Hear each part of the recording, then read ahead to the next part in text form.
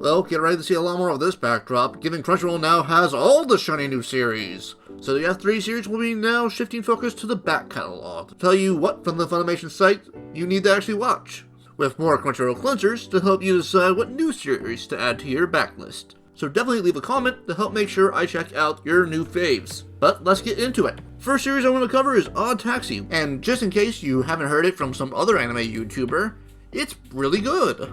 Frames its story around a city of animals, with one central character being a taxi driver named Okawa, with a slew of characters that hail his cab making up the sidecast and the different interlocking stories that make up this tale, as well as the mystery behind the death of a missing person in the background. Trying not to spoil much here, but the series does a very good job of balancing out the airtime of each storyline, as well as tying them together, as well as creating genuine tension as two criminals make a play for the heights of the century, as well as having a crazed gunman looking to kill Okawa. And on a smaller scale, whether this comedy duo will stay together or break up, the mystery behind Okawa himself, and the story of a man seeking internet fame. So while we're still waiting for the movie to tie up some loose ends, the anime does a great job of weaving its stories, and I very much respect the method it used, taking something as simple as a taxicab ride and turning it into something more enthralling as we meet the cast and get updates either in the cab or from those that the driver knows. So even though, previously stated, there are some loose ends that need to be tied up, it wraps up enough of them to satisfy, so I strongly recommend checking it out.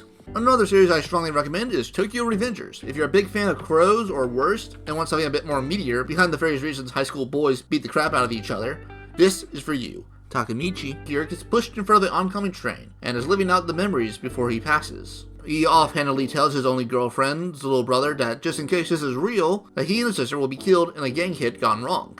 Fade to black and he wakes up in the hospital. And the detective questions if he remembers anything from the event is the little brother, who tells Takemichi, "Hey buddy, you just time traveled, so let's team up and save my sister," starting Hasamichi's journey into becoming a man as he infiltrates the Tokyo Manji gang, which started as just some high schoolers playing for power and laying off steam under the rule of the toughest guy on the streets, Mikey, who in modern times has turned the gang evil. But as we get to know Mikey and the other leaders in the gang, we learn that they aren't actually bad guys, and that a tangled knot of events led to where they are now. So that means Hasamichi needs to start untangling this bunch of knots that led to this turn, as well as making several trips back to the present to see the effect of his actions, as the time stream tries to keep things on course. The series is strongly paced, with several episodes that definitely bring out that just one more episode feel. With each event passing and not untied, we get to see the growth of Takemichi as he recognizes the immaturity and weakness in his heart, as he internalizes his goal and steps up to the Herculean task in front of him, even as it threatens to overwhelm him. It also helps that his girlfriend, Hinata, is a great character herself. So while she definitely fulfills a more supportive role, she just isn't some damsel in distress, but an actual likable character that we want to see survive this ordeal. Plus, the relationship is cute.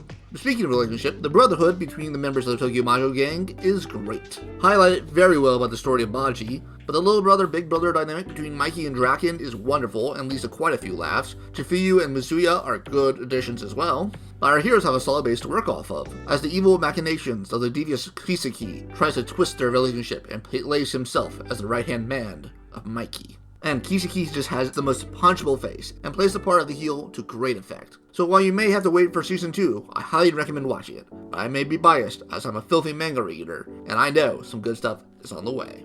The last one, while short, will be Heaven's Design Team, and it's fine. It has okay representation through Venus, and hey, I'm a fan of Tier Zoo videos, so I enjoy content about animals. Each episode follows the angels making some animals. The characters are simple and all have quirks and specialties, but none of them are bad. So if you enjoy animal attacks, there you go, but you know, that's about it.